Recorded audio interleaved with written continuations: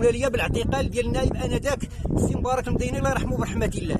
وبالتالي يعني في اول ما تفوت في هذه القشله هي القشله التكانه باسم المديني الحسن شارجان الحسن اللي يعني كان نائب انذاك.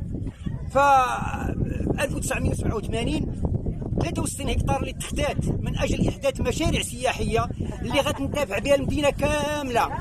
لكن هاد 63 هكتار اللي يعني فيها فضائح من المعيار الثقيل اللي واحد 8 هكتار 6 هكتار دارت فيلات مصلحه خاصه، وهاد 63 هكتار اللي هي في سيدي بوزيد وطالة على المحيط الاطلسي وفي منطقه ساحليه استراتيجيه المتنفس ديال المدينه، يعني حاسبينها بدريهم المترو. مع العلم حنا ما شادين فيها التريال. هاد اصحاب الفيلات اللي داروا فيها تعاونيتين الفجر والبدر واللي حد الان كيبيعوا بقاع باثمنه خياليه، وحنا ذوي الحقوق اللي يعني تحرمنا من هذه الملكيه المحفظه ما استفدناش، وسنين حنا كنجروا ودازوا 5 النواب.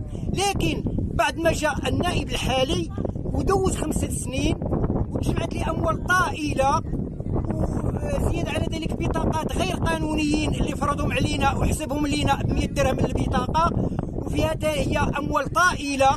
بالاضافه يعني الوقت اللي تحط امام الامر الواقع برك علينا بالقذف اللي كنعتبروه اكثر من العشوائي، لان يعني بلغتين الفرنسيه والعربيه.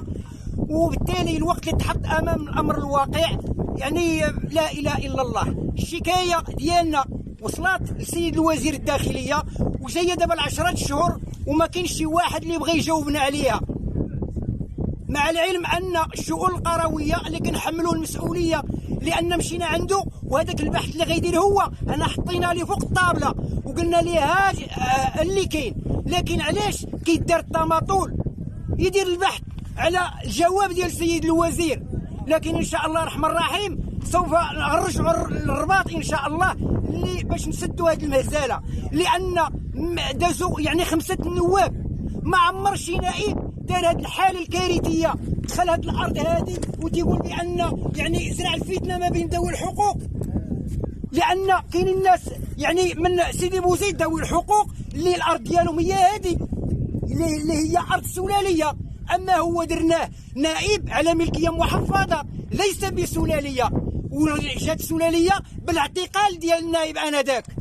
فاحنا دابا كنطالبوا بطلبين، الاول